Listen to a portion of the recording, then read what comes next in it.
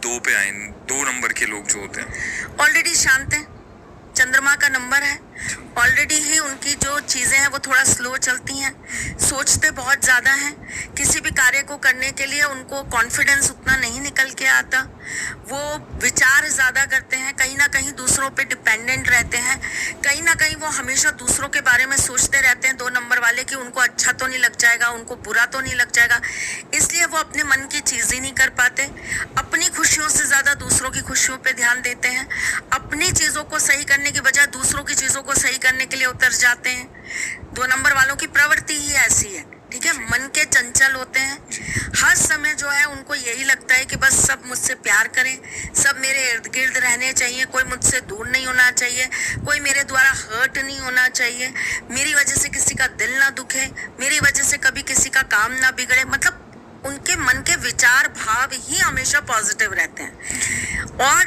अगर कहीं ना कहीं उनकी कुंडली के अंदर बैठे हुए चंद्रमा बिगड़ जाते हैं तो ऐसे लोग यही सब बातें सोच सोच के डिप्रेशन में चले जाते हैं, बहुत ज्यादा सोचने लग जाते हैं, उनके अंदर से लड़ने की कैपेसिटी खत्म हो जाती है, वो अपनी ही चीजों के को लेके, अपनी ही नकारात्मकता को लेके लड़ ही नहीं पाते। तो ऐसे लोग क्या, बहुत जल्दी डिप्रेस्ड होना, बहुत अंधकार में रहना, अकेले रहना, ये ज्यादा चीजों को प्रेफर करते हैं, है ना। तो ऐसे लोगों को क्या चाहिए, लाइट अप। अब मैं आपको बिल्कुल ऑपोजिट चीज ही बोल रही हूँ, नंबर 1 वालों के लिए अलग चीज बोली, नंबर 2 के लिए अलग चीज बोल रही हूँ। यहाँ देवी देवता मुझे कैसे चाहिए, तीव्र।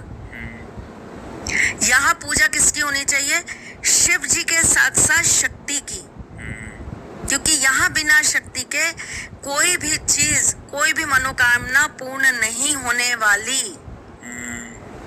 तो यहाँ हम पूजा किनकी करा रहे हैं, हम करा रहे हैं यहाँ पर देवी की पूजा। नंबर 2 वालों को देवी की ही पूजा करके अपनी मनवांछित इच्छाओं को पूर्ण करना चाहिए। नंबर 2, किस दिन को पूजा करें, मंगलवार। मंगलवार सिर्फ हनुमान जी का वार नहीं है, मंगलवार देवी का भी वार है, ठीक। तिथि कौन सी होनी चाहिए, अष्टमी। नंबर 2 वाले जब भी अपनी मनवांछित इच्छा पूर्ण करने की बात करें तो उनको क्या करना है, अष्टमी को ही ये कार्य करना है जो मैं आपको बता रही हूँ, अष्टमी से चालू करना है, और या फिर मंगलवार से चालू करना है, ठीक है। पक्ष कृष्ण पक्ष रखिए, अष्टमी तिथि में भी कृष्ण पक्ष। 1 नंबर वाले तो कोई भी तिथि पे कर सकते हैं, पूर्णिमा कोई तिथि ही नहीं है, वो अपने आप में एक पूर्णिमा तिथि है, तो उनका कोई पक्ष नहीं है, इसलिए मैंने पक्ष बताया नहीं। अब यहाँ पर ये मत बोलना कौन सा पक्ष आ जाता है ना। यहाँ पर अष्टमी कृष्ण पक्ष की, ठीक। क्या करना है आपको एक रेड कलर का झंडा लेना है, रेड कलर का झंडा लेके आपको अपने हाथ से उसके ऊपर एक स्वास्तिक बना देना है, लाल सिंदूर से, लाल रंग के ही आपने झंडे के ऊपर लाल सिंदूर से एक स्वास्तिक का निर्माण कर दिया। उसके बाद में आपको पीले रंग के चंदन से उसके ऊपर एक नंबर लिखना है। नंबर क्या लिखेंगे आप, 1176, और इसे ले जाके देवी के मंदिर में अर्पित कर दीजिए, या अगर आपके पंडित जी बात मान जाते हैं तो आप मंदिर में लगवा दीजिए, ध्वजा जिसे हम कहते हैं, ठीक है। मैंने आपको तरीका बता दिया, मैंने आपको वार बता दिया, अब आपको इसके बाद क्या करना है वो विशेष है। 2 नंबर वालों को इसके बाद में देवी माँ के मंदिर में खड़े होके देवी माँ के समक्ष हाथ जोड़कर अपनी मनवांछित इच्छा माँ के सामने रख देनी है।